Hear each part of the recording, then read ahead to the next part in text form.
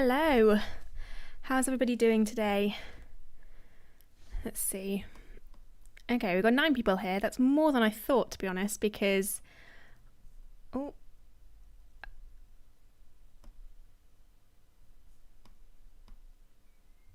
Okay, sorry. Just said I'd lost connection for a second there. Hopefully that didn't affect anything. I think we're good. So how's everybody doing today?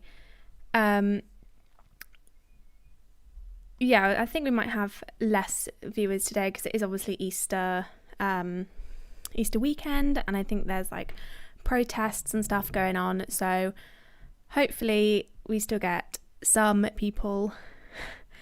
Okay, we've got a good amount. That's good. Hello, everybody. Okay, awesome. So how did everybody find the third episode? I was about to say first episode then. The third episode of Taskmaster. I really liked it. My favourite still is the second episode. That is still the best one. I'm good. How are you? Brilliant. Happy Easter, everybody.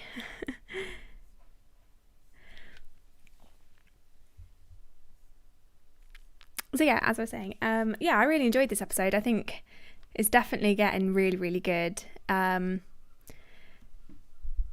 favourite still was the second episode. I feel like that was just really good.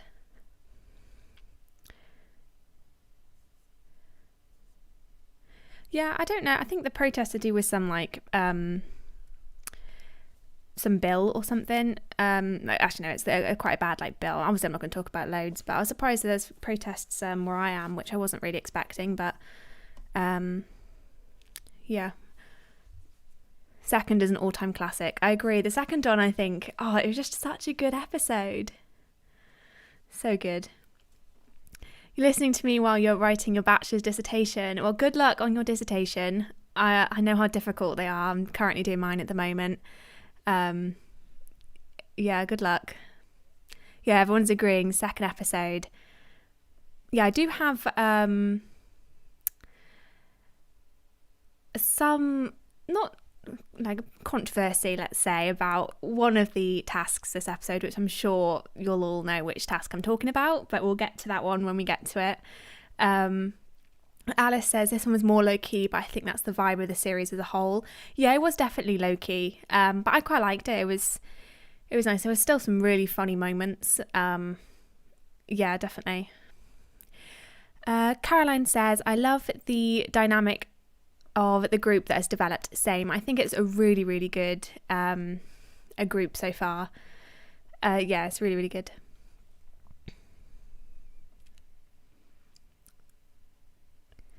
This one was more confusing with the instructions. Do you mean the airport tasks? That one was quite confusing. I 100% would have got confused with that one.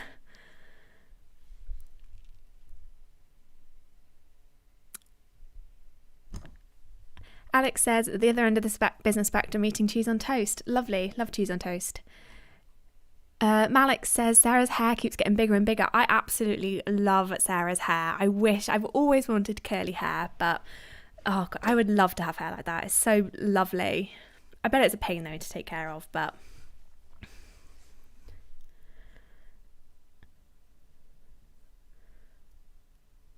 okay, right. Shall we talk about the prize task? So the prize task I initially got really confused by just because I didn't understand what it was at first. But obviously the prize task was the most shocking item that is bigger than a cat and smaller than a pig, which is very Taskmaster-esque. That's how the prize tasks are getting at the moment, like just incredibly specific. Like I don't know why it had to be, they could have said most shocking item, which is like, yeah, they could have said most shocking item. I don't think that's been one before, but I guess, I don't know. I don't know. It's an odd choice of tasks, but I thought, if you've listened to the Taskmaster live stream, they pointed out that nobody brought in something to do with like electricity, which was my first thought. Actually, my first thought was like fireworks, which aren't shocking, I guess they could be, but like physically shocking would work with like electricity, which was, yeah, I'm surprised nobody brought stuff in like that. They all went very literal, no, not literal with it, which was interesting. Yeah. Yeah, you don't. Yeah, no, I didn't think they had done most shocking before. Yeah. So yeah, so I don't know why they had to have the weird size thing in, but I guess that's just more taskmastery, I guess. Your first thought was a car battery. Yeah, I guess that would be quite good. Is it bigger than a cat? I don't know. I don't know if it's bigger than a cat, but yeah. Emma says, honestly, quite controversial. I think Charlotte should have won. Ice is shocking. It's really cold. Yeah, I feel like Alex was let down by the fact that she didn't argue it very well, because my first thought was, oh, ice, that's really good, because, you know, ice bucket challenge, that's a thing that was done loads because it was really shocking. So yeah, I thought it would have been I thought she should have got more, but she's just not very good at arguing it, whereas Jamali is, and literally everybody else is quite good at arguing. Before Alex mentioned the size thing, I thought it was a good category. I think the size thing complicated a bit, but I don't think it really made that much of an impact on the like prizes really that they brought in. But I guess a bucket of ice isn't really a good prize, but I guess none of them really are either. Did you get that Mike's prize was meant to be a joke? I didn't get that. I thought it was a joke just because the glass pieces didn't seem to look like a shock, it'd actually been a sculpture. It looked to me just like pieces of glass. So yeah, I'm surprised how gullible Ed was, really. I'm not surprised that on the Catherine Parkinson was on the podcast, if you haven't seen it, and they both fully believed that he had actually sent in a sculpture that had been smashed, and I'm surprised Ed was so gullible for that, because he's normally pointing out things I didn't notice. But yeah. Caroline says, I admit that I find Jamali's sassy attitude towards Alex, and to a lower extent Greg, almost annoying at times.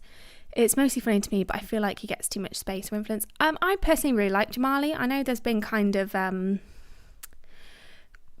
controversy, I guess, on Reddit about people arguing about whether he's too annoying. Personally, I quite like it like that. A lot of the people that I really like James Acaster, he was quite sassy in a way, I guess, but I personally really like him. But I can understand why people don't like that kind of attitude, but yeah.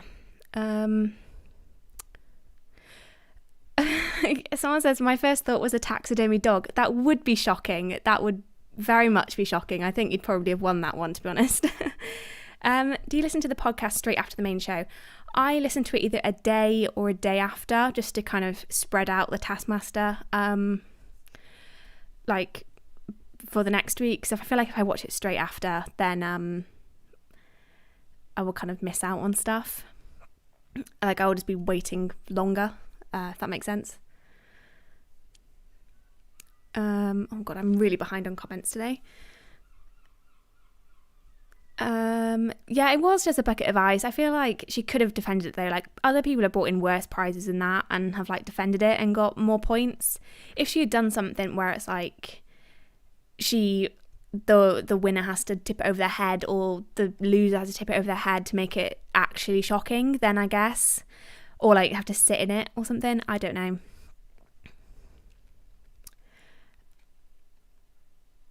You don't believe it's real based on the description of the sculpture. Yeah, that's something that led me to believe it wasn't real, because it was so complicated. I think I didn't manage to get all of it, but it was a shaved alpaca and a gecko. Apparently it was a controversial artist, so it would have been shocking if we'd seen it. But I think the point of that was he built up this, oh look, this is an amazing sculpture, and the shocking part was that it was smashed, I think was where he was going with that. And I think that did work, because a lot of people were kind of shocked, I guess, that it was broken. I don't know.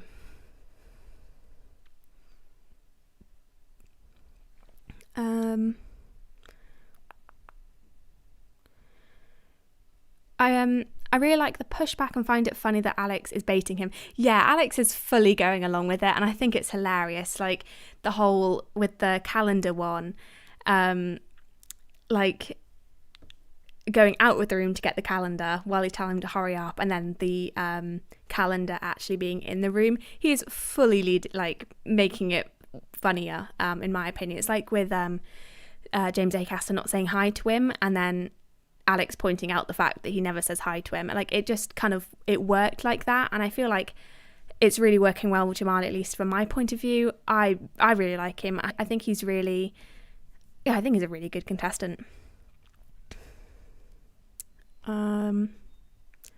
James's cat that was found in the wall, that was it. Would it be technically fit with the whole bigger than a cat? Because it is a cat. Is a cat bigger than a cat?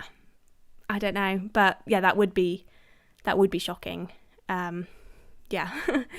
Have you seen Meet the Richardsons? I have. I really like it. It's quite different from a lot of shows on TV, but I do really like it. I think it's quite funny. My favourite one was, I think Lee definitely deserved 5 points for his, because it fit the thing. It was bigger than a cat because it was a dog with a baby's face, and it was quite, horrible and scary, really. Yeah,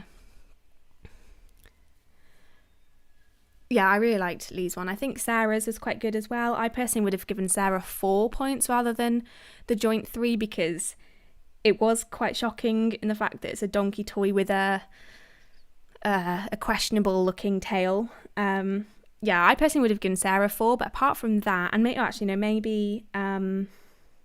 Jamali, I probably would have taken down a bit because it wasn't shocking. I probably would have put him on par with Charlotte, so either given them both 2 or both 1, because I think Jamali's, it wasn't shocking. Like the mini motorbike was cool, but I personally would have given him thing. I think it was funny though that he that he was arguing like, I'll settle for 3 points, like arguing the points. I think that's always quite funny.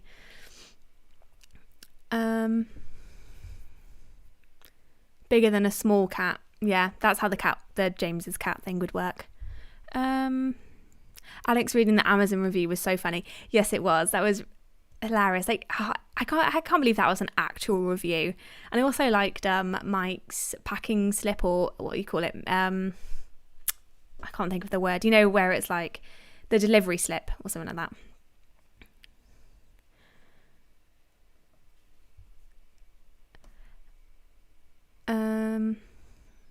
You'd have given Jamali 2 as well because it wasn't shocking. Yeah, I feel like it was weird lumping, who was it? Mike, Jamali and Sarah together, because I feel like they were kind of, at least for me, quite distinctive. I would have given Mike 3 probably, kept that as 3, Sarah 4, and then Jamali 2. It was a very weird grouping of points, really. I felt sorry for Charlotte being 2 points behind everybody else, when like the others weren't really as like that much better than, like, I don't think they were 2 points better than Charlotte's, especially Jamali's one.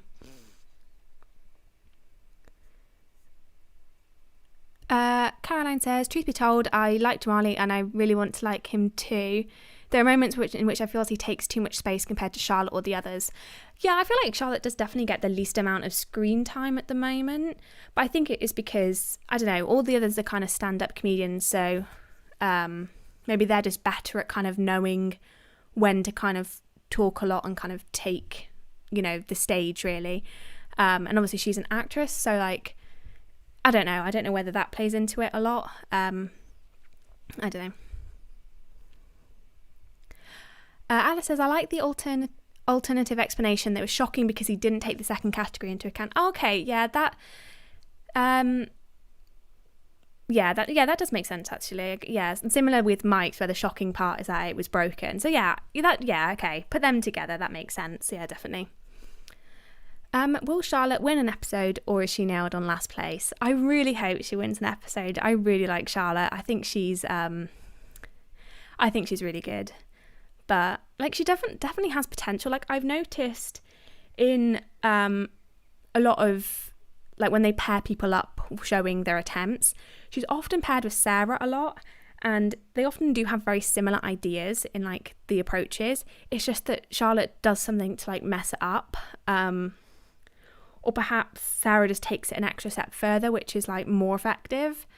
I really hope she does. I definitely feel like she has potential. Like the making the stones hiss at the end, she got a very good result, I think. Like, that was a brilliant attempt, and I feel like she would have, yeah, she definitely has the potential there, but I wouldn't be surprised if she come last in every episode. Would you do stand-up? No, I don't think I would ever do stand-up. No, not very funny, I don't think. Alex says Charlotte is fully going to come last. Yeah, I think she's definitely going to come last in the entire season, unless, yeah, like we said last week, I'm pretty sure it'd either be between Charlotte and Jamali for last place, which definitely seems to, that definitely seems to be going as it is so far. Emma says you don't think Jamali should have gotten points for the showing aspect. They forgot it. In my opinion, it was just a bike. Yeah, fair enough. Yeah.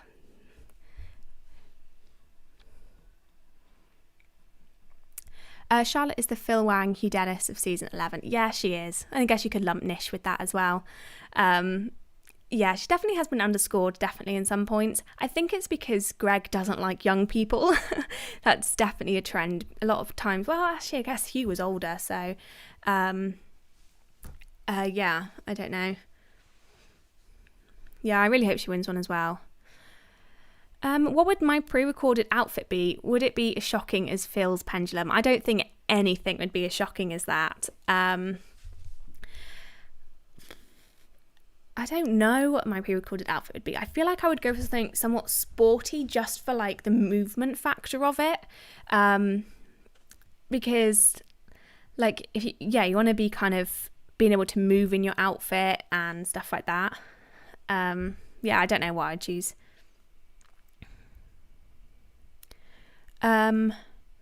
Your theory is that Jamali got 3 points because Greg underscored him for spinning the cushion.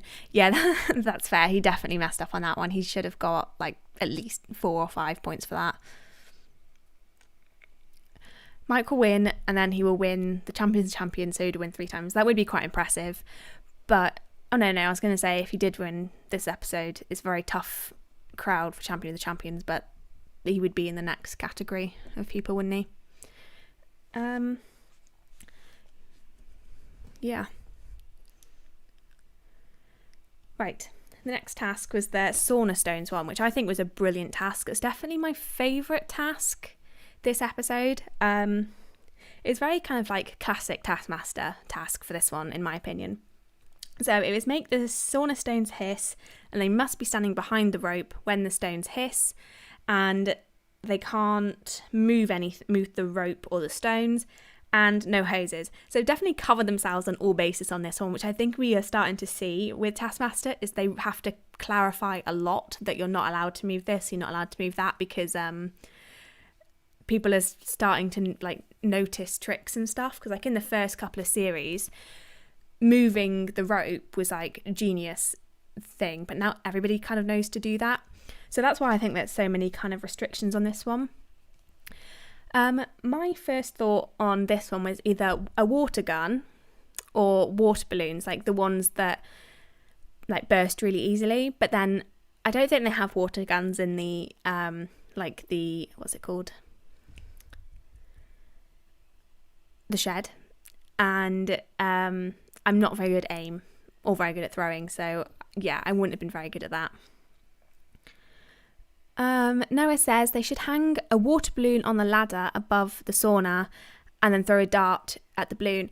Yeah, that's a very good one. I feel like I'm surprised Lee didn't think of something like that, because he's really good at darts, I think, if I remember correctly. He's, like, really good at darts, so that would have worked very well for him. Karen says, wonder why no one asked Alex to pour water on the stones. Yeah, I think Alex would have probably refused that. It's a bit too helpy, that one. Contestants are crazy for loopholes. Yes, they are. And I feel like, I don't know, I don't think the contestants have used many loopholes this series or the last one, really. Maybe they might have done more things with that one.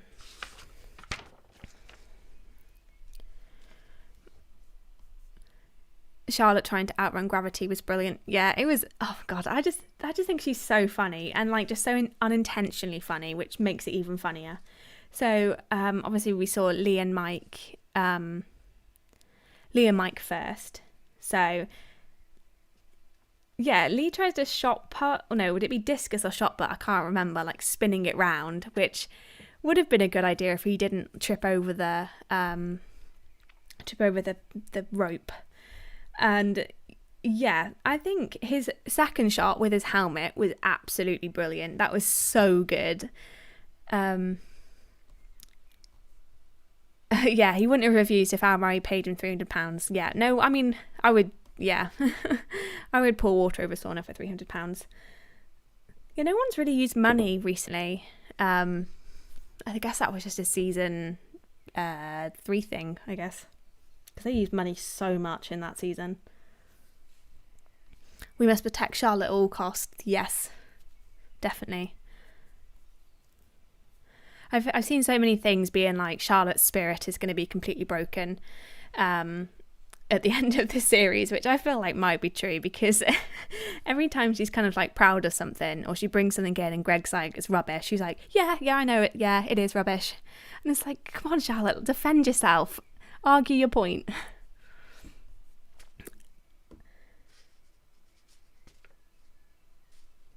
I think Mike's idea of attaching something like the wet, like wipe thing onto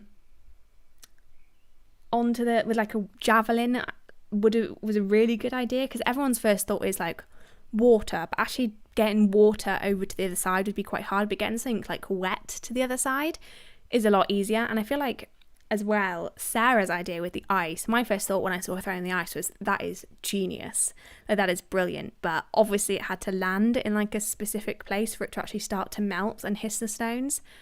But yeah, no, I thought the ice trick was genius. That was so good. Who's throwing money around in the pandemic, lol. Yeah. Yeah. I'm surprised no one used wet sponges. So easy to throw. That is a very good idea, wet sponges. Or wet tea bags. People were able to throw wet tea bags very well in the first series. I wonder if that would work well in that as well.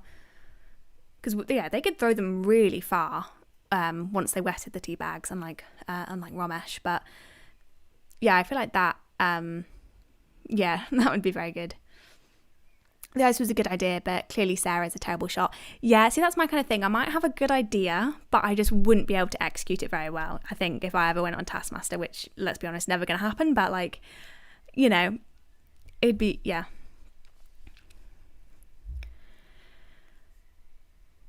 I feel like Jamali's attempt, it sounds like way more anti-Jamali than I actually am. It's fine. Should have been counted because he didn't make the stones hiss, but the matches. That is a good point. But yeah, at the end, I guess it's like, is it worth just 1 point or 0 points? But yeah, that is a very good point. Yeah. Alice quoting, some people would take the first 45 minutes realising you should probably wet them.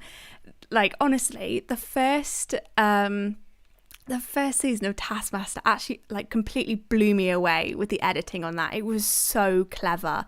Like, the amount of times they had somebody, like, insult the others, like with Frank saying that, and then immediately cutting to Ramesh realising that you should wet the tea bags. It was absolutely brilliant.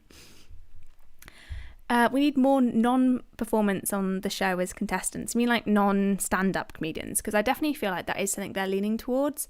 Just because there's, I don't know, at some point they are going to run out of stand-up comedians, but yeah. Who else is? Oh yeah, yeah. Charlotte's idea I thought was really good.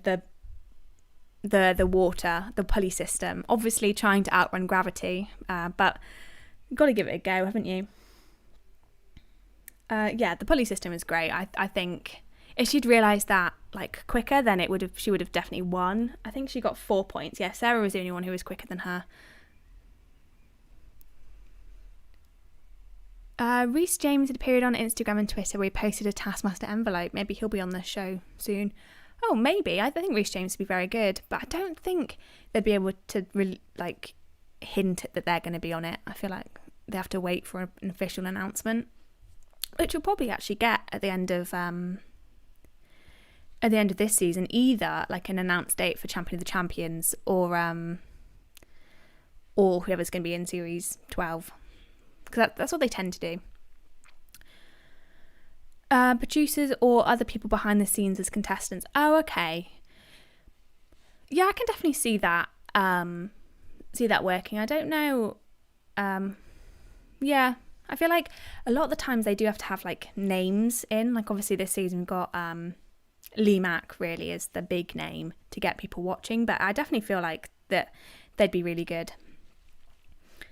Yeah, and Jamali's effort I thought was really good. Like the balloon full of water on the stones and then burst the balloon. That's kind of like what someone said before with the dart, but instead of using a dart, using a knife on a stick that he's like gaffer taped together, like and I'm pretty sure actually somebody noticed a clip of him he'd made like a boomerang out of knives that they didn't show, probably for safety reasons, but someone noticed a frame of it. So I would have really loved to see that. It looked like a circle that had like knives sticking out of it. So that would have been hilarious to see if but yeah, that idea was good. I feel, but yeah, it's just the fact that if you do put something hot, do put the balloons on something hot, like it will probably burst. I'm surprised it didn't burst earlier. But oh well, I did think it was a good idea, but yeah, obviously that kind of put out the saunas. I'm surprised he was the only one to put out the sauna as well, but Charlotte, I probably was quite close.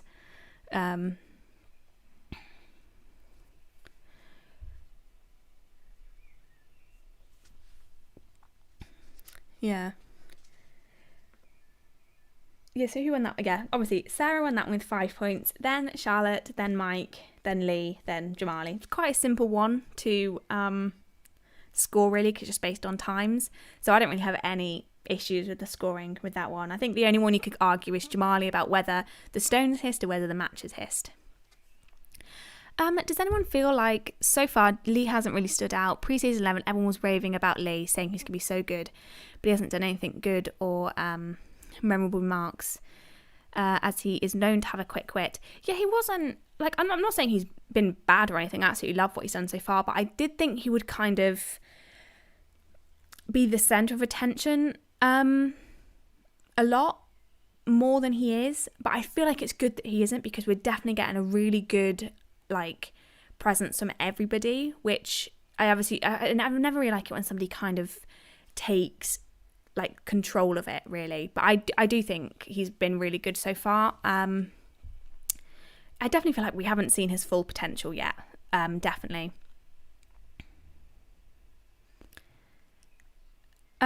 Who is my favourite ever contestant? Yours has to be Ed Gamble or Lou Sanders.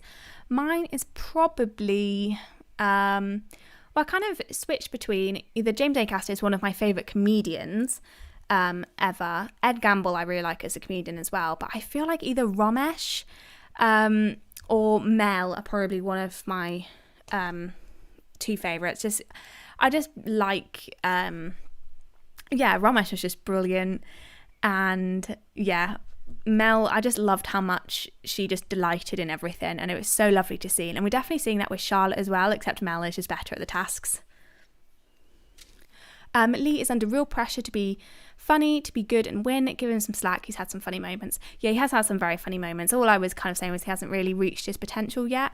It seems like I honestly thought Lee would be the one arguing the most in the studio. I was quite surprised it is Jamali, but I do like it. Jamali is brilliant. My favourite contestant is Joe Wilkinson. That's a good choice. Joe Wilkinson is amazing. Did you see what they put for UK TV put for April Fools? They announced that they had re-edited their episode of when Joe throws the potato in the hole as so that they actually voted that he won. Which is such a mean April Fool's, but it's absolutely brilliant. Similar to Greg appearing on Would I Lie to You? Yeah, I agree. But I feel like it is kind of good that no one is really kind of like sticking out as much, because as I said, it's nice to have everybody kind of have equal amounts of like studio presence, and I think that's really good. You thought Lee would do the easiest route one and then argue in the studio, and pleasantly surprised by him. Yeah, I thought he would be a lot kind of straightforward, but I like that he's been kind of more chaotic than I thought he would be, and I think that's really good. Yeah, Lee and Mike are so good together. I definitely feel like the team tasks I think are just going to get better and better and better, because both pairings have really shone so far, and I think they're brilliant. Alex hasn't been in the caravan yet. Yeah, I noticed that someone pointed out that they haven't had anybody in the what's it called? In the lab. So we haven't had the lab or the caravan. It's probably to do with it's a smaller space. It's like COVID restrictions probably. He showed that pic to a co-worker and he said too soon. It will always be too soon. Yeah, Potato Gate. It does live on. I'm still salty about that. It was so mean. I like, oh god, yeah. Faves Ramesh and James Acaster. That's very good choices. Very good choices. Hello, Mr. Apple. Rosie Jones would be brilliant on the show. Yes, she would be. She'd be really good. And who would I like to see on Taskmaster? I did actually do a video on this. If you haven't seen it, it's on the channel. But to summarise, female comedians, Sarah Millican, I think, would be just amazing. And Susie Ruffle, is that Ruffle? She'd be really good as well. Yeah, I'm trying to think who else. Oh, yeah, I put Miranda Hart on there. I think she'd be really good. There's loads of other people I want to see. What task are we talking about? We're just finishing talking about the first proper task, which was the making the stones hiss. I'm about to go on to the best way to learn as many days each month have. Oh yeah, Alex was in the caravan for the haunted house task. Yeah, of course. Guessing social distancing is the reason they used the hangar in the series. Yeah, I think it's a really good location as well. Like the plane montage that they did, I thought that was really good. I really like that. Ellie Taylor would be very good. Ellie Taylor would be very, very good. So let's go on to the second task, which was create the best new way to learn how many days there are in each month, which is a very odd task. And like Greg, I do not know how that rhyme ends. I always thought it was 30 days have September, blah, blah, blah, and then except for February, all alone with 28 and 29 each leap year. That's how I thought the rhyme went, but I have not heard the one that Alex said at all in my life, so I don't,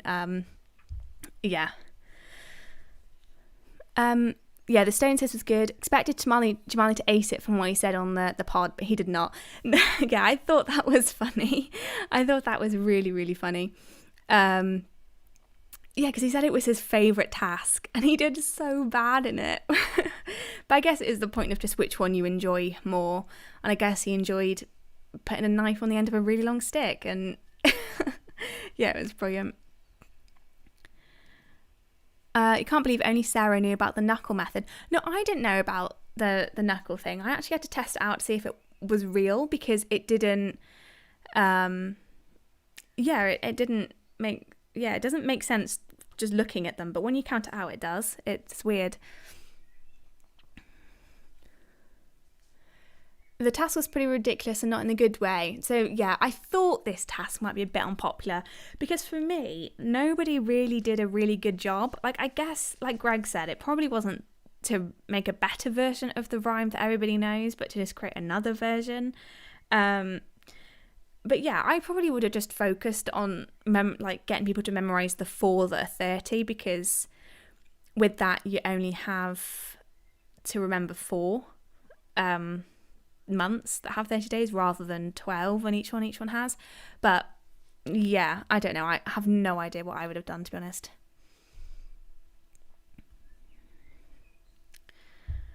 David Gorman has a good bit on that poem in Modern Life is Good. Oh, okay, I'll check it out. So yeah, yours is except February, 28 days clear and 29 each leap year. No, I haven't heard that one either. That's so weird. The first time Taskmaster has taught you something, yeah.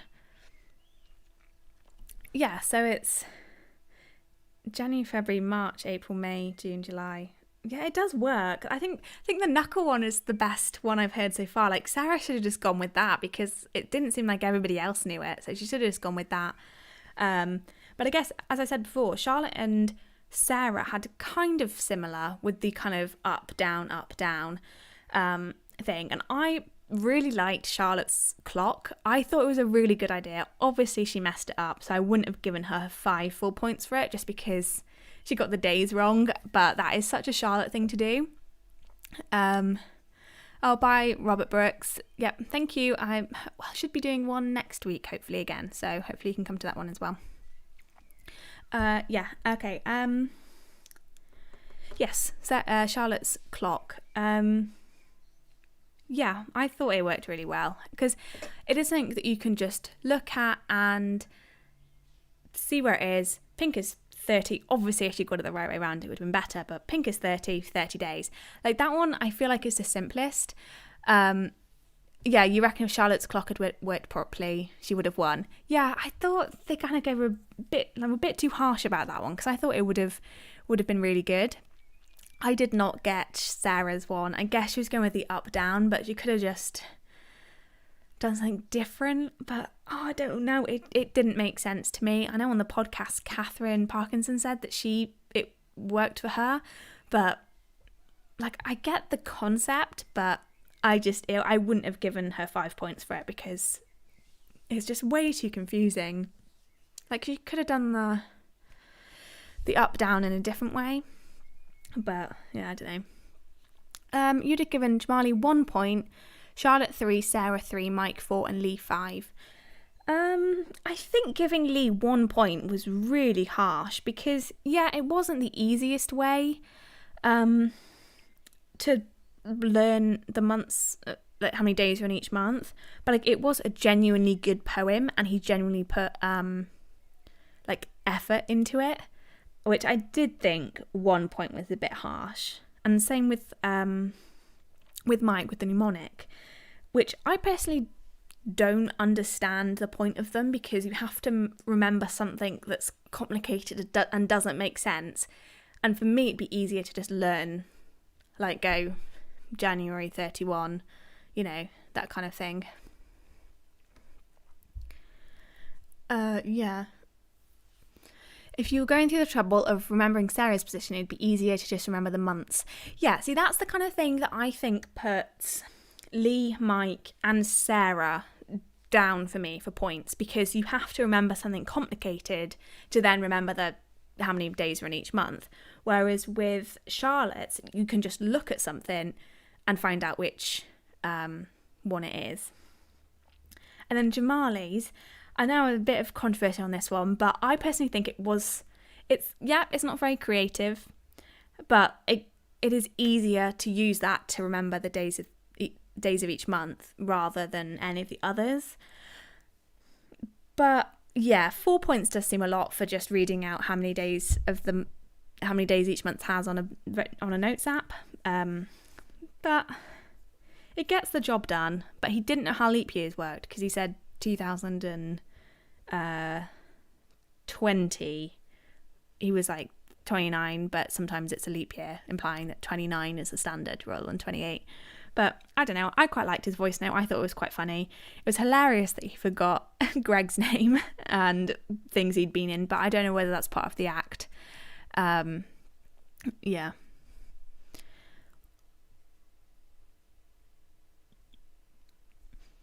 What would Jamali have done if Greg hadn't picked up the call? I don't think it was a voice message rather than a voice note, like on his phone. Like, you can send just voice notes. Lee's poem is a much more effective system as long as you memorize it. Yeah, that's fair enough. I'm quite good at memorizing things like that, I guess, but I don't know. I prefer the poem to the mnemonic, just for me personally, for remembering things. Yeah. Jamali and Charlotte's were the most practical by far. That's kind of how I was kind of judging the scoring, was those are the ones that realistically are the ones that will help you remember the most, or you'd be able to find out the most. But yeah. Me with Jamali's, you may as well just look at your phone calendar. It's a tad quicker to listen to the whole voicemail. Yeah, that's true. I guess you could have done 12 separate ones. So if they ask which one is it, you just click which one it is, and then it'll say how many days it has, rather than one massive one where you have to listen. If you want to find out how many December has, you have to listen to all the way to the end. But yeah, I didn't get that 35-minute long voice note, but I thought they only had 20 minutes. Or am I making that up? I thought it said they only had 20 minutes to do it. But that might just be making that up. I can't remember. I should have taken note of that when I was watching. Fun fact, no one seated in seat 1 has ever won. Well, that doesn't bode well for Charlotte. I guess Daisy was so close to being the first one to win then, but yeah, that does not bode well for Charlotte.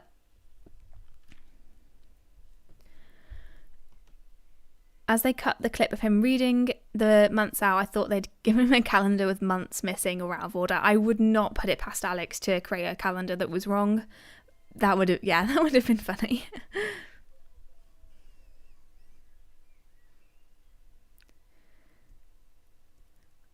Also, no one in seat 5 has ever come 5th. Huh. Interesting. I wonder which seat has had the most winners. That'd be interesting to know. I can't work that out from the top of my head. Jamali seemed low effort. I can't imagine what I'd do other than flap. Yeah, honestly don't know what I would have done at all. Yeah, I have no idea. I would have really struggled with this one. I probably would have done something like Jamali, just think low effort. Yeah. Oh, I have no idea. I have absolutely no idea what I would have done. Yes, who won? Oh yeah, obviously Sarah won that one, which, yeah, I guess if Greg realised how it was done and understood it, then I guess that's why, but I just don't understand how we can find that one confusing. Seat 3 has the most winners, apparently. Cool. Who's in seat 3? Lee, isn't it? Yeah, Lee's in seat 3. You would have done something with colours or with initials. Yeah, colours I think would be a good one, like assign a month a colour and then remember. Or yeah, initials, I guess with the initial thing, that's what Sarah kind of struggled with, because I thought her kind of little saying thing, which I can't remember what it was off the top of my head, but obviously the only reason that failed was because there's 2 A's and there's like 2 J's, so I guess that's why it went. You'd have changed the year to have 3 months. Yeah, I guess that would make it very easy. Very easy to remember. Right, yeah, the next one is the one that I've seen the most controversy about in terms of tasks so far, which is the getting the bags to the airport security. Must stay inside the maze until the bags are through, and they can go under one, release one, and disconnect one completely, then having to carry the metal pole with them for the remainder of the task. And if they touch the maze in any way, they must restart. So, extremely complicated task. I would have not been able to do this one very well at all. But yeah. I guess he cared more if the contestants understood it, as they all had to prove their system worked. Yeah, that is a fair point, yeah. Colours are kind of why Charlotte's was good. It was a good visual, or would have been if she got it right. Yeah, that just annoyed me. Like, it's such a Charlotte thing to do, like messing up the colours. Sarah has the same instinct as Rose Matafeo, in my opinion, smart yet creative. Yeah, definitely. They definitely are very, very similar in that aspect.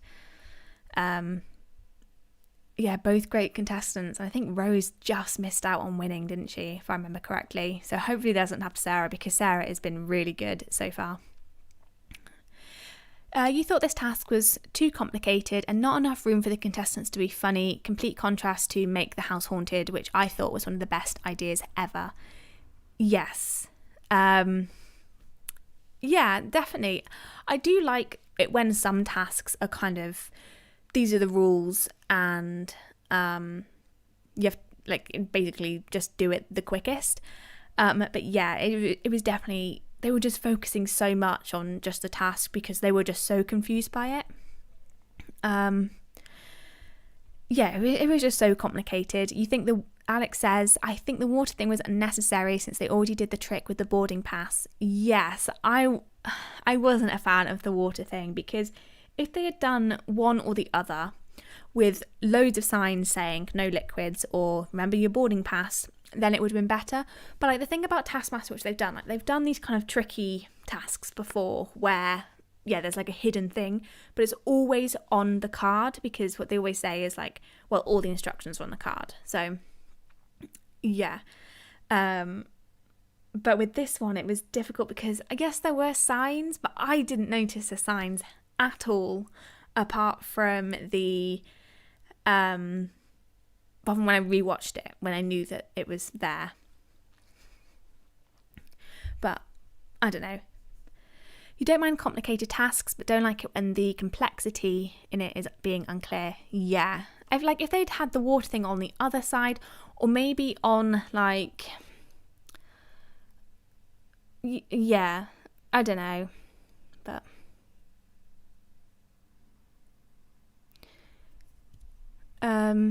you feel like Alex didn't mention the water to Mike but did for the others, which was unfair.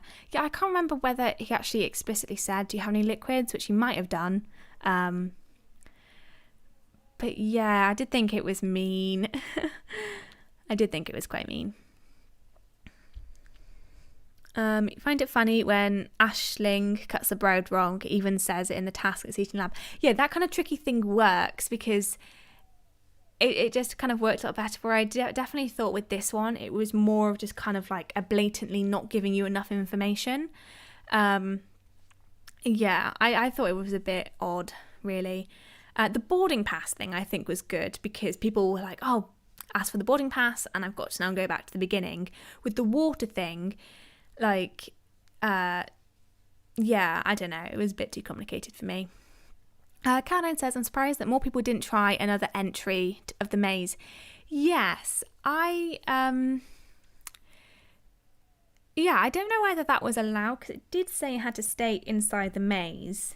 But I guess, yeah, I did think it was quite clever, like, especially because they didn't seem to have a problem with it. And it was, yeah, so I guess that it was fine. Yeah, Sarah could have just literally just gone to the beginning, but yeah. Noah says, never said you had to do the maze, you could have just skipped it. Yeah, that's a good point. It didn't say you had to do it, you just had to... It did say that you had to stay inside the maze until the bags are through, so I don't know whether that means kind of putting the bags on the conveyor belt thing, and from that point you had to stay inside. But yeah, I don't know.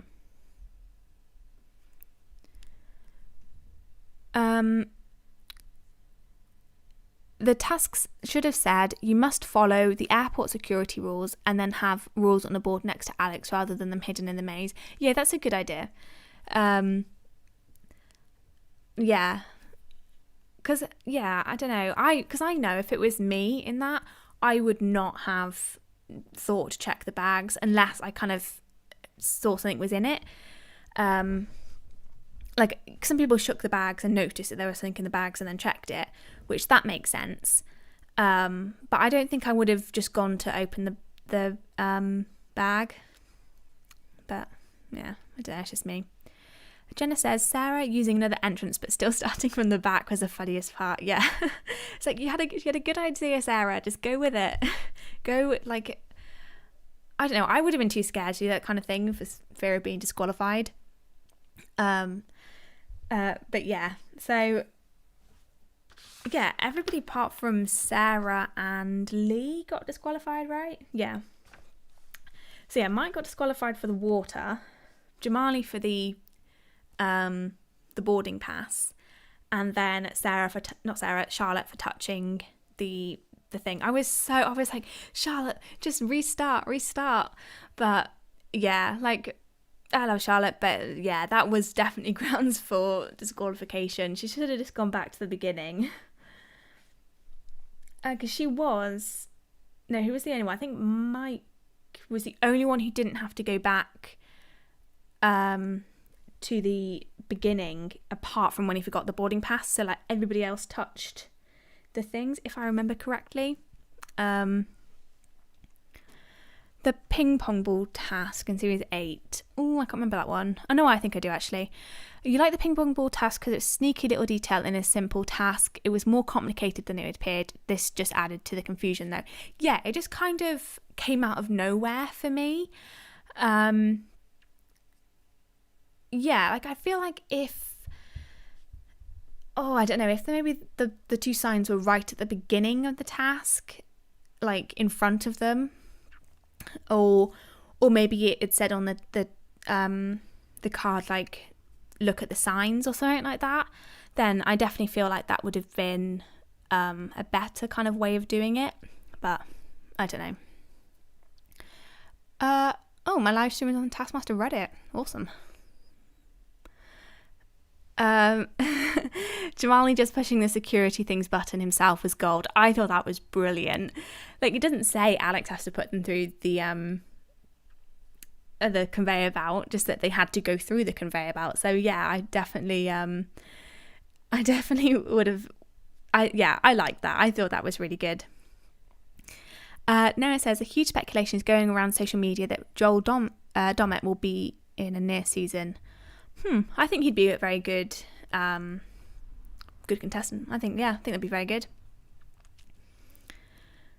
The rules were too complicated, and I think Alex made it too difficult by leaving a bunch of things for the contestants to work out. Yeah, it was definitely my least favourite. Oh, it was this one or the last one.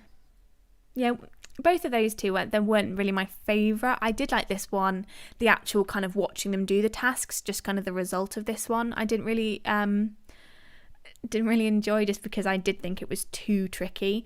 But then I guess they have had harsher things, like someone just mentioned Mel with the sandwich, but with my one that was the one I think was the trickiest was with the chocolate, and if you ate any of the chocolate, then you were docked 5 points or something like that, which that was mean. Don't like sneakiness when it's taking something from people. The under the table is good because the task still works without seeing the secret information, but in this one the secret information is needed to complete the task. Yes, that is true. It just kind of, when the trickiness gives someone an advantage, it's good. But yeah, I definitely understand that. It was very tricky. Have you seen the Horn Section live stream? It's on Reddit. No, I haven't seen it, but actually I did see a clip of Alex reading thirst tweets about Mike, and that was funny. That was really funny. Are you getting the Taskmaster Easter egg? I haven't got it so far. I might do, maybe. Haven't decided yet.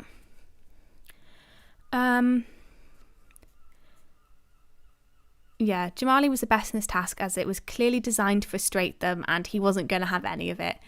Yeah. What do I keep forgetting? Oh yeah, the boarding pass he didn't get. He didn't get the boarding pass, which I was annoyed about that as well. Not for like him, but like it was just like, just look back, go get the boarding pass. But yeah. Yeah, I did think that the chocolate one from season 4 was quite good, just because it was so, like, they could have literally just turned over the task. Like, I know if I ever went on Taskmaster, I would be kind of always turning over the task and making sure there wasn't something written on the other side, because that has screwed over so many people.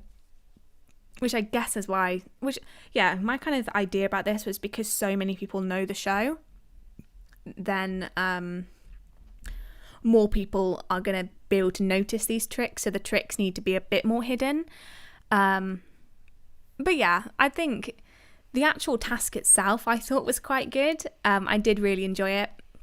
But yeah, I just felt like Mike and Jamali really got screwed over a bit. Alex's quip, thank you Jamali, if it's indeed your name, slayed me. Yeah, That was good. I think Alex has definitely got some really funny moments in this one so far. He's been really, really good. I also liked Jamali said something like, I feel like you're being extra kind of careful with me, and he was like, oh, is it the glasses? Obviously, yeah, which I thought that was quite funny.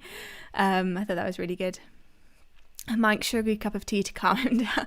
Yeah, that was really, really funny as well. I loved the fact that Mike carried all of the bags like out of the thing. Like, that was so funny. Saying you would check the task, the table, the doorways, like Doc with the model. Yeah, I think with Doc's one, it was the yeah, no, that was the under the table one, wasn't it? Yeah. I really like the idea of airport security be reimagined as a complicated maze. It's really funny.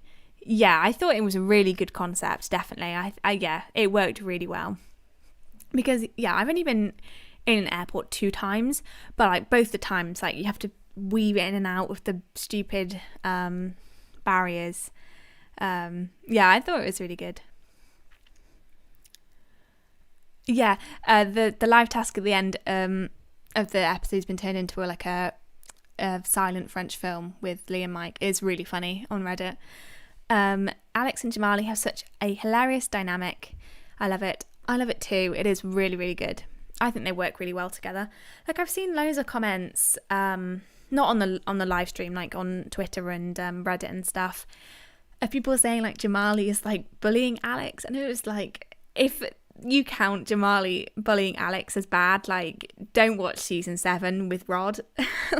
Like, this is like the mildest it could be, and it works really well because Alex is reciprocating and and making it funnier. So I don't know why people are complaining about that. But do you think Rick Edwards could be a future contestant with him being on the podcast and a superfan?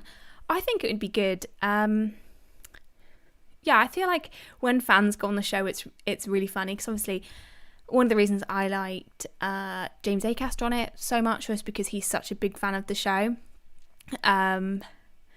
Yeah, so I really liked that. There's someone else as well. I can't think who it is as well, but someone else who's a really big fan.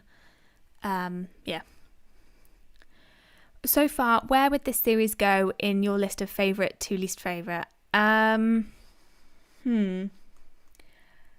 can't even remember what my order was. I don't know if I've got it written in this notebook on my other one.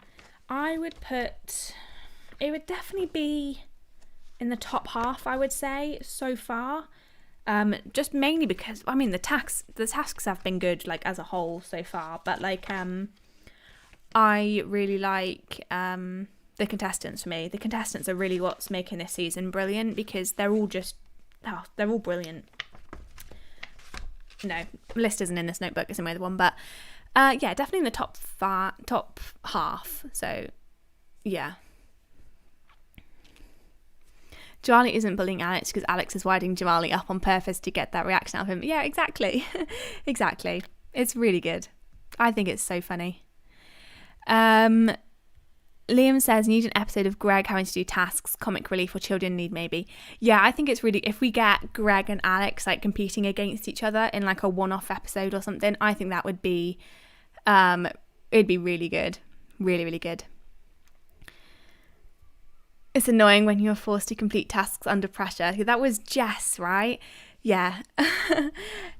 Jess was so funny. I think she was somebody that I knew kind of. I'd watched Drifters. Yeah, Drifters. And I was like, oh yeah, I know who she is. She might be quite good. And she absolutely blew me away with how hilarious she is. She was absolutely brilliant. She was amazing.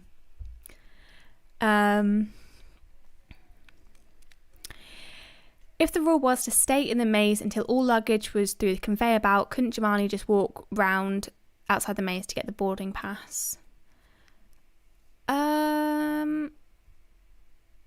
I don't... Oh, yeah, because he'd got all of his things through and then walk out, get the boarding pass. Yeah, that could have worked. Yeah, definitely.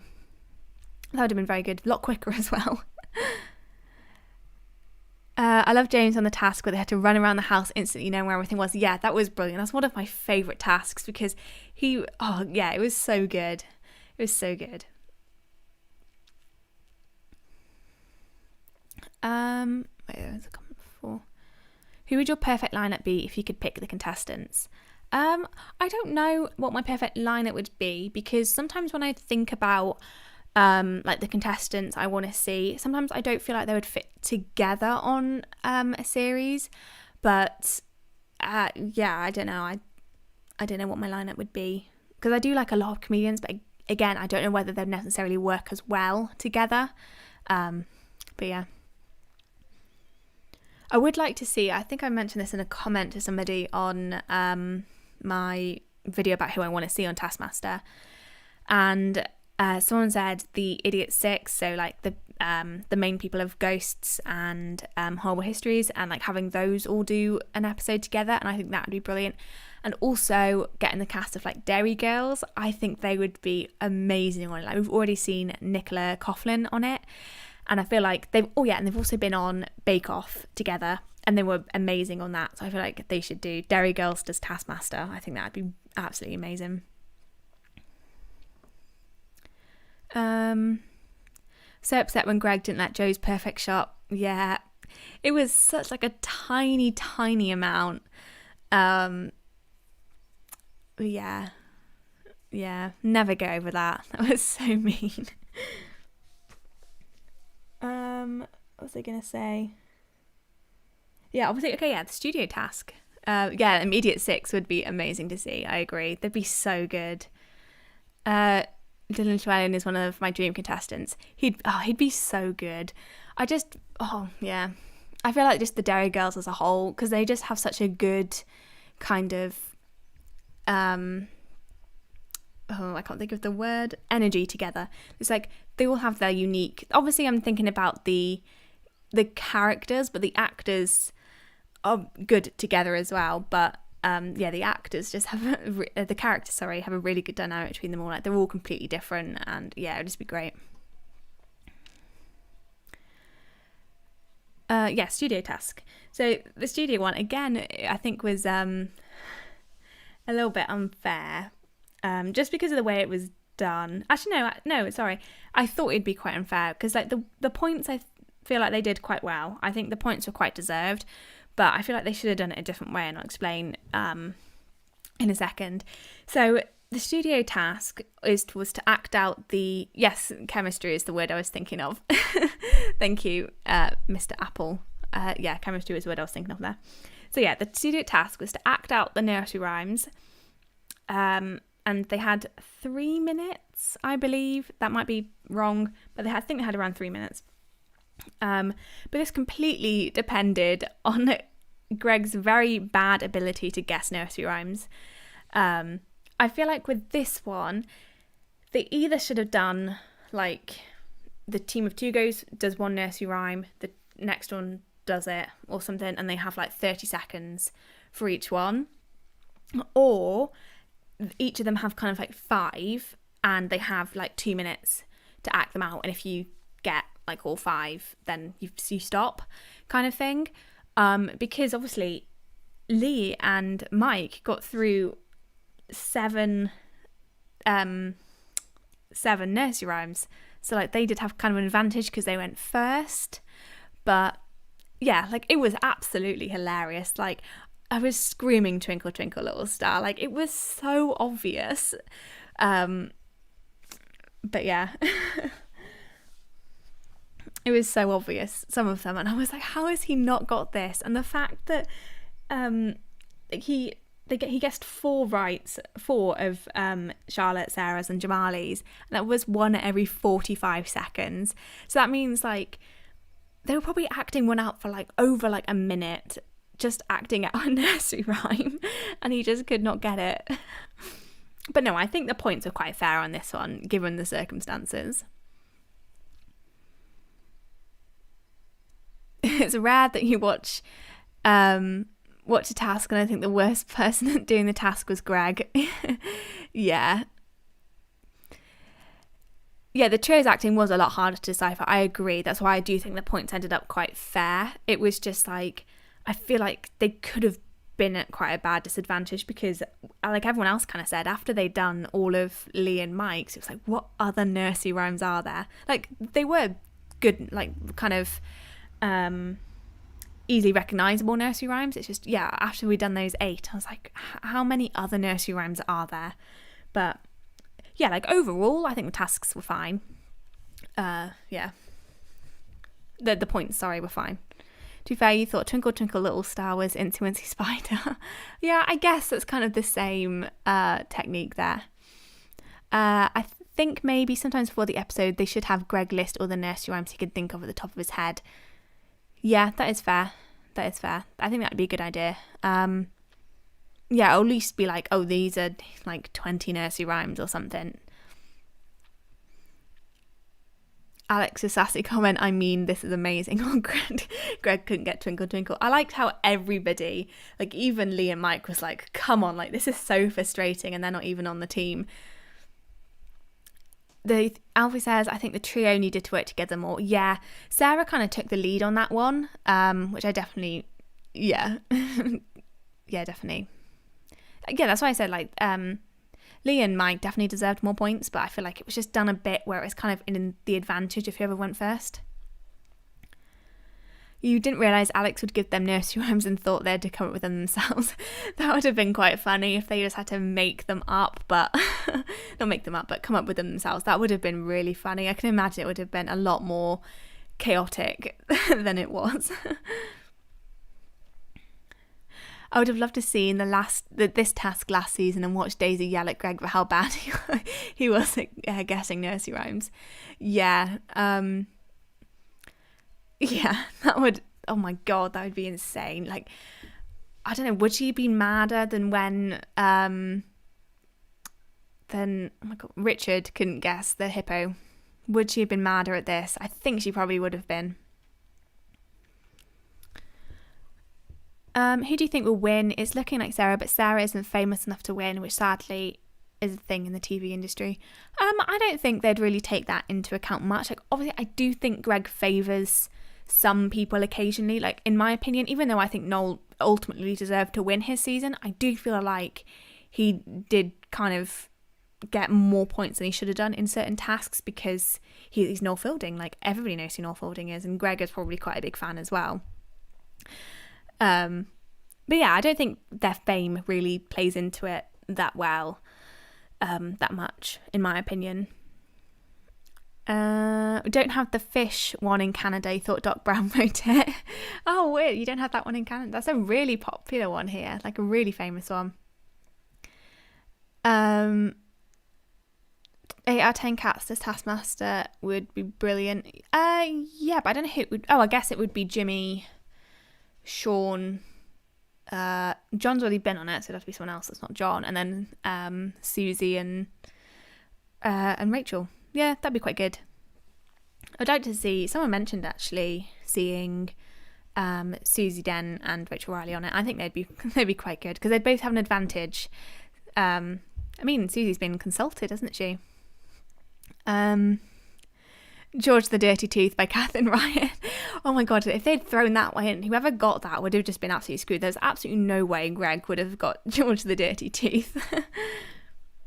Can you imagine Daisy and Richard having to act together? It would have been disastrous. Daisy would have been screaming at Richard and at Greg 100%.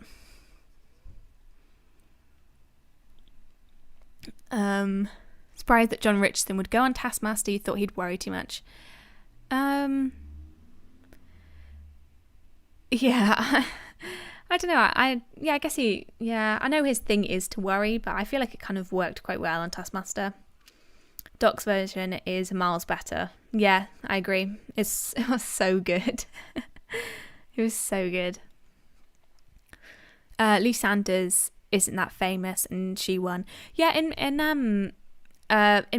didn't know who Lou Sanders was before. I didn't know who Lou Sanders was before. And yeah, and ultimately it does come down to how well you do the tasks. Yeah. A bit off topic, but obviously no more jockeys.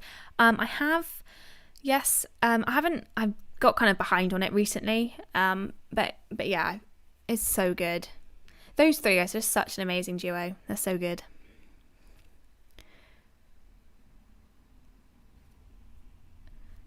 Taskmaster's Countdown. It'd be the same as 8 or 10 Cats' Countdown, but with the Taskmaster lot. Well, I think they've all been on 8 or 10 Cats, at least if you're talking about this series, but Alex has been on Taskmaster of course Alex has been on Taskmaster quite a few times. Alex has been on 8 or 10 Cats' Countdown quite a lot, with the horn section. And Greg's been on quite a lot as well. Be interesting to see Tom Allen as a contestant. Yes, I think Tom Allen will be very good. I like Tom Allen. Got to be on soon, I reckon. Yeah, I can just imagine him doing it all in like quite a dapper suit, maybe carrying around like a briefcase. Because I remember, was it 8 or 10 Cats or something? But he went to the same school as Rob Beckett. And Rob Beckett said that he always went around in a suit and a briefcase, I think. I think it was on 8 or 10 Cats. I might be completely wrong, but I definitely remember hearing something like that. And I think that'd be, I think it'd be really funny.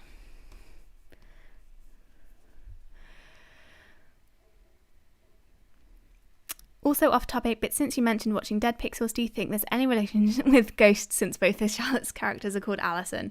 I like to think that Alison's from Ghost's backstory is that she lived in an apartment with a bunch of people who were addicted to playing video games. Oh yeah, they're obviously not really linked in my opinion because they're different channels and stuff like that, but I like to think it's her backstory. Would you think David Mitchell and Victoria Coren Mitchell would be good contestants? I think they'd be brilliant contestants together and individually. I think individually they'd both be brilliant. But I'd like to see kind of couples Taskmaster. I think I mentioned this in one of the live streams, but obviously if you weren't here, but so it'd be like David Mitchell and Victoria, but it doesn't. So either like married couples, because I think Sarah Millican is married to another comedian. I can't remember his name at the top of my head. Or just kind of like famous duos. So with David Mitchell, with him with Robert Webb, like kind of like, I think that'd be quite funny. Just couples do Taskmaster or something like that. Peter Kay would be quite good. Yes, I think he would be very good. And Warwick Davis would be so good. I don't know if he's too famous for Taskmaster though, because there are some people that are just a bit too famous now. Like, as I've said this a few times, but Olivia Coleman is one of my dream contestants. I think she'd be absolutely amazing, but she is just a bit too famous at the moment. Like, she'd be doing Hollywood, like, Oscar-winning movies, so, yeah. Greg Delaney, yes. Greg, why did I say Greg? Gary Delaney, yes. That's him. Great to put them on different teams. Yes, that would be funny. I don't know. I think it'd be cool to see them like working together. I don't know. People might not want to do that though. Fear of like arguing or something like that, especially if they're like married couples doing Taskmaster together. I feel like like having comedy duos. Like I know Mel's already been on it, but like Mel and Sue, and then Mitchell and Webb. That kind of thing. I think that'd be very good.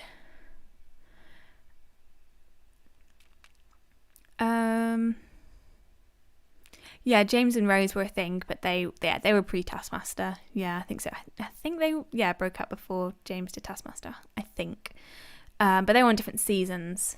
So yeah. I thought some people would be too famous for Taskmaster, but then they got Lee Mack, so I'm not sure. Yeah, I don't know. Yeah. I mean, Lee Mack does do like panel shows and stuff like that, whereas someone like Olivia Coleman, like she's doing like Oscar, she's got an Oscar, she's doing big movies. But I don't think it's out of the question, especially if they are a fan of the show. But I can't imagine Alex Horne reaching out to Olivia Coleman being like, do you want to be on Taskmaster? Like, I don't know. I'd like to think she'd be great. Dick and Dom would be good. Yes. That would be really good. I haven't really seen much of them recently, but I absolutely loved them as a kid. I think they'd be so good. Actually, and Yonderland actually reminded me a lot of the show Dick and Dom did, where they were kind of like in a fantasy world.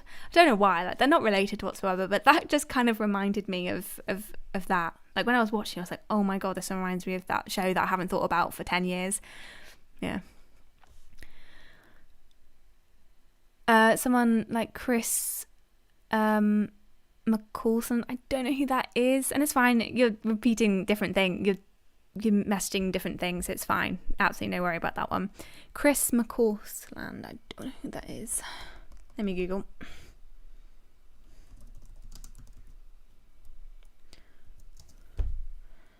Oh yeah, okay. His face looks familiar. Oh, he's been on Would I Lie to You as well. Okay, yeah.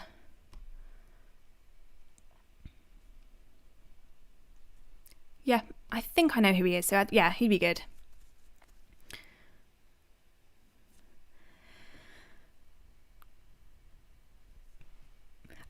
Yeah, yeah, everyone's kind of going, Olivia Coleman would be so good. And yeah, she would be the kind of person who would, like, out of all the kind of Oscar winners, I think she's definitely the one that's most likely to go on Taskmaster. 100%. She'd just be so good. You'd love to see Olivia Coleman's face if she was asked to. Yeah, that'd be good. Like, she has been on Would I Lie to You fairly recently. Oh no, that might have been quite a long time ago, actually. Yeah, no, that's probably quite a while ago. I think a disabled comedian would be really cool for representation. Yeah, I think that'd be good. I don't know whether, like, it might disadvantage them in certain ways, or, you know, because some of the tasks are quite, what's the word? Not strenuous, but like, yeah, I don't know. I definitely feel like it'd be awesome to see. But yeah, because like, I think obviously I'm not saying disabled people can't do the show, absolutely not, but I feel like would be kind of like, I don't know, I feel like might be a bit of a disadvantage, but I absolutely have no idea. I definitely feel like yeah. Robert Sheehan would be hilarious. Yes, he'd be great. I'd love to see him. Definitely, that'd be so good. They probably have to give Chris some assistance or extra time or something, but I reckon people would get why and it wouldn't be a problem. Yeah, that's definitely true. I think it'd be definitely interesting to see because, yeah, there's definitely been kind of a rise in comedians with like disabilities, and they're absolutely hilarious. So I don't see that. I think they'd be absolutely amazing on the show. Definitely. Bill Bailey would be amazing as well. Yeah, I'd love to see. Oh, Rebel Wilson, that's a good shout. Yeah, I think Rebel Wilson would be kind of similar to Daisy in a way. Just I feel like she'd be quite argumentative and like loads of outbursts, if that makes sense. Yeah. To fill a series up with tasks, it'd be equally as fair for a blind person to be almost impossible. I don't know. I honestly don't know. I definitely think it'd be possible to adapt the tasks in some way, and I think it would be very good to see Taskmaster do that and you know, try to be like fully inclusive, because I know they do make like an effort to make sure there's at least one woman and at least one like non-white person on the show, which they definitely could do a bit better in that regard, but it'd definitely be good to see them kind of open up to more disabled people. I think that'd be good.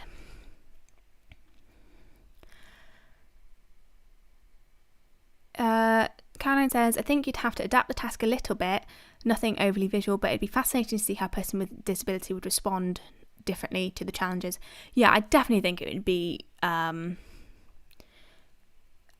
think it'd be a great idea to see. But yeah, it's just kind of my first thought would be like, oh, what if, you know, there's definitely some things that would be more difficult to somebody with some sort of disability, but I definitely think it's possible, and it's definitely worth putting the effort in to adapt the tasks, because it's kind of bad to have a show that is kind of inaccessible for disabled people.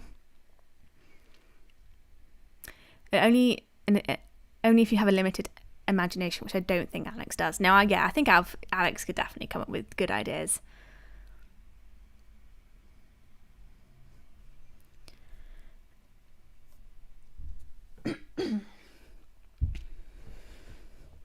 The horn section would be brilliant on Taskmaster.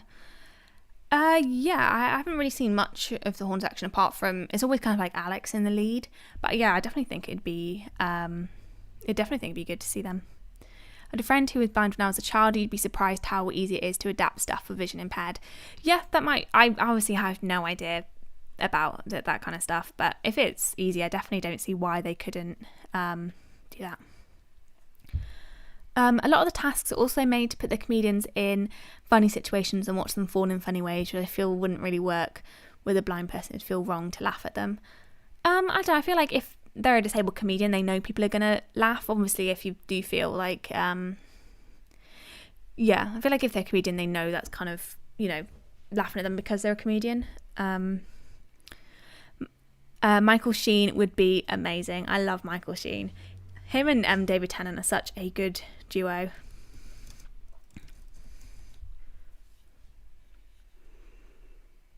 Matt Berry, another good shout. Oh my god, he'd be so good. There's a difference between laughing at the person laughing at the disability. I think it'd be interesting to see how they adapt to the task. Yeah, like the first person who comes to mind, like the most famous disabled comedian at the moment, is Rosie Jones. And I know from at least my point of view, I'm not laughing at her because she is disabled, laughing at her because she's really funny. And she's such a... I think Rosie Jones would be such a good contestant on Taskmaster. I think she'd do really well.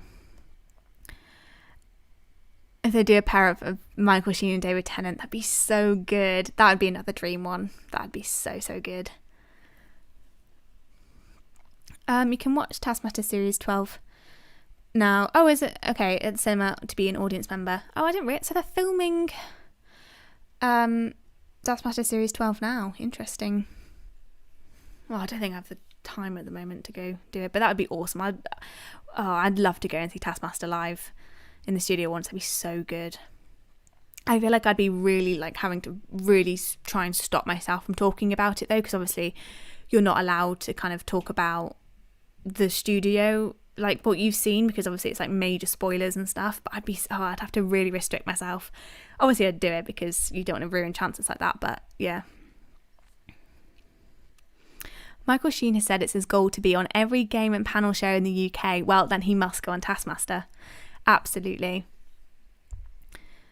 Alex Brooker as well for disabled comedians. Yes, Alex Brooker is amazing.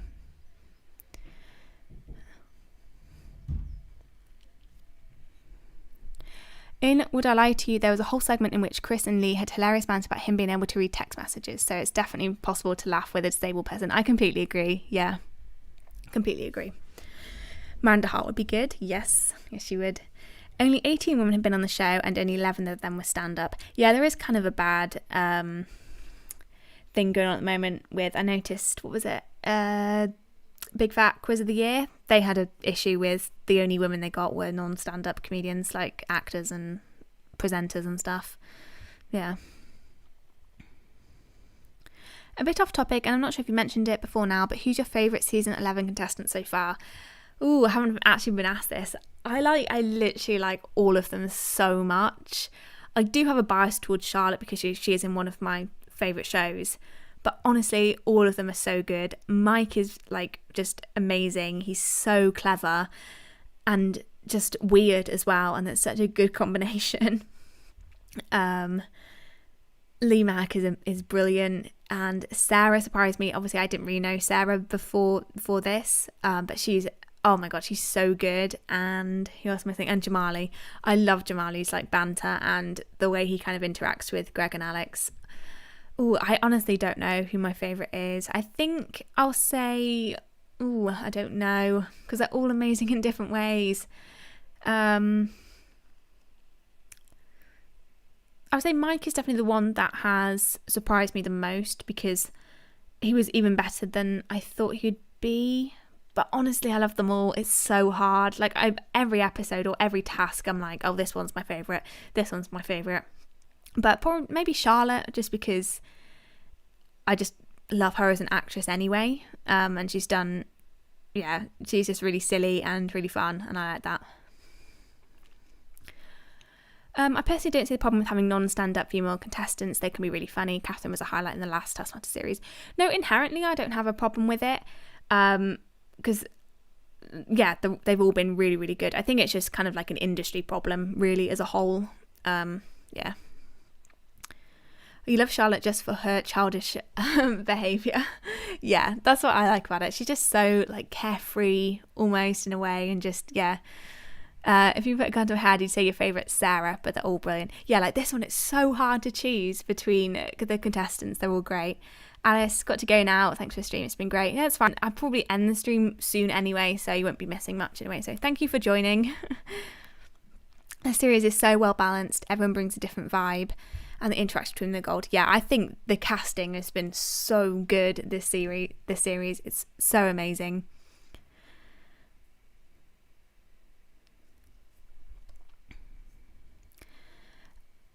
I love the creativity of Taskmaster. There's not many TV game shows we can see Hugh with a paintbrush on 2 massive stick paintings on a canvas.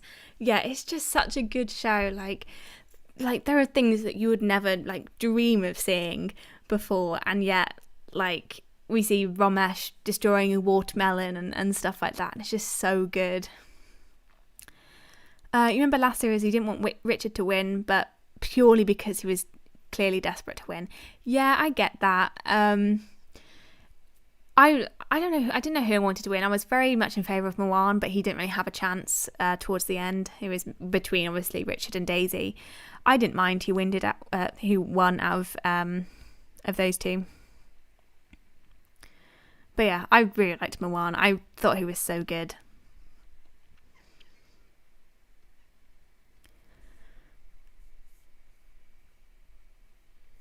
Right, I probably will end the stream now because it is getting absolutely boiling in my room with the with my laptop on and everything. But yeah, no, it's been really, really fun as usual, and I will probably do it next week as well. Yeah, I would say expect a live stream next week at the same time. I will probably confirm anyway, but there might be a chance I might not if work gets too much. But yeah, so I will let you know if there's no live stream, but there probably will be. But yeah, because I do really enjoy this. It's so fun to like be able to discuss, the show properly with everybody. Do you have a favourite ever task? I don't know. One of the ones that really comes to my mind when it's like favourite task is the boiler suit one from season 7, where they're tying each other up and then having to get in the thing. That one's one of my favourites. Yeah, thank you all for joining me, and happy Easter to you all as well. Hope you enjoy your chocolate. If you have got the Taskmaster chocolate, Easter chocolate, let me know how it is, because I have been tempted by it. But yeah, bye. I hope you all have a very good week. Bye-bye.